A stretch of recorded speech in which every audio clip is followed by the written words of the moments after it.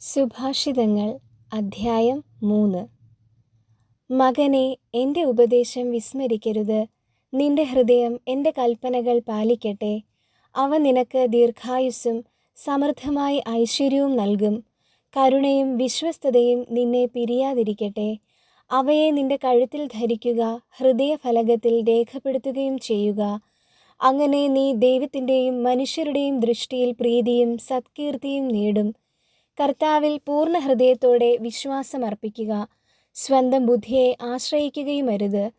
നിന്റെ എല്ലാ പ്രവൃത്തികളും ദൈവവിചാരത്തോടെയാകട്ടെ. അവിടുന്ന് നിനക്ക് വഴി തെളിച്ചു തരും. ജ്ഞാനിയെന്ന് സ്വയം ഭാവിക്കരുത്. കർത്താവിനെ ഭയപ്പെട്ട് തിന്മയിൽ നിന്ന് അകന്നു മാറുക. അത് നിന്റെ ശരീരത്തിന് ആരോഗ്യവും അസ്ഥികൾക്ക് അനായാസതയും നൽകും. കർത്താവിനെ നിന്റെ സമ്പത്ത് കൊണ്ടും നിന്റെ എല്ലാ ഉൽപ്പന്നങ്ങളുടെയും ആദ്യ ഫലങ്ങൾ കൊണ്ടും ബഹുമാനിക്കുക. അപ്പോൾ നിന്റെ ധാന്യപ്പുരകൾ സമൃദ്ധി കൊണ്ട് നിറയുകയും നിന്റെ ചക്കുകളിൽ വീഞ്ഞ് നിറഞ്ഞു കവിയുകയും ചെയ്യും. കർത്താവിൻ്റെ ശിക്ഷണത്തെ നിന്ദിക്കരുത്. അവിടുത്തെ ശാസനത്തിൽ മടുപ്പ് തോന്നുകയുമരുത്. എന്തെന്നാൽ പിതാവ് പ്രിയപുത്രനെ എന്ന പോലെ കർത്താവ് താൻ സ്നേഹിക്കുന്നവനെ ശാസിക്കുന്നു. ജ്ഞാനം നേടുന്നവനും അറിവ് ലഭിക്കുന്നവനും ഭാഗ്യവാനാണ്. എന്തെന്നാൽ അതുകൊണ്ടുള്ള നേട്ടം വെള്ളിയെയും സ്വർണത്തെയും കാൾ ശ്രേഷ്ഠമാണ്. അവൾ രത്നങ്ങളെക്കാൾ അമൂല്യയാണ്. നിങ്ങൾ കാംക്ഷിക്കുന്നതൊന്നും അവൾക്ക് തുല്യമല്ല.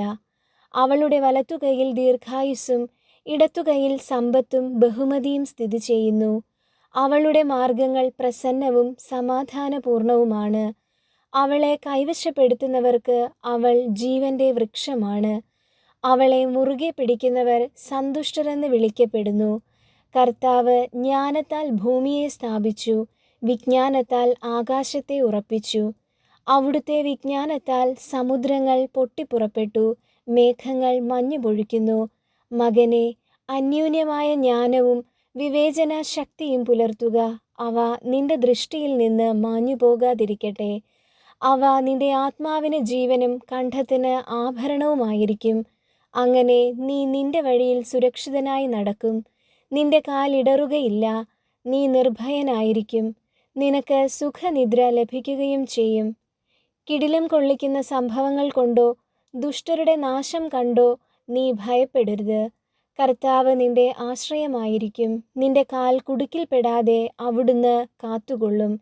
നിനക്ക് ചെയ്യാൻ കഴിവുള്ള നന്മ അത് ലഭിക്കാൻ അവകാശമുള്ളവർക്ക് നിഷേധിക്കരുത്. അയൽക്കാരൻ ചോദിക്കുന്ന വസ്തു നിന്റെ കൈവശമുണ്ടായിരിക്കെ പോയി വീണ്ടും വരിക, നാളെ തരാം എന്ന് പറയരുത്. നിന്നെ വിശ്വസിച്ച് പാർക്കുന്ന അയൽക്കാരനെ ദ്രോഹിക്കാൻ ആലോചിക്കരുത്. നിനക്ക് ഉപദ്രവം ചെയ്യാത്തവനുമായി കലഹിക്കരുത്.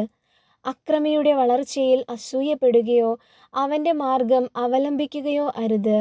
ദുർമാർഗികളെ കർത്താവ് വെറുക്കുന്നു. സത്യസന്ധരോട് അവിടുന്ന് സൗഹൃദം പുലർത്തുന്നു. ദുഷ്ടരുടെ ഭവനത്തിന്മേൽ കർത്താവിൻ്റെ ശാപം പതിക്കുന്നു. എന്നാൽ നീതിമാന്മാരുടെ ഭവനത്തെ അവിടുന്ന് അനുഗ്രഹിക്കുന്നു. നിന്ദിക്കുന്നവരെ അവിടുന്ന് നിന്ദിക്കുന്നു. വിനീതരുടെ മേൽ കാരുണ്യം പൊഴിക്കുന്നു. ജ്ഞാനികൾ ബഹുമതി ആർജിക്കും, ഭോഷർക്ക് അവമതി ലഭിക്കും.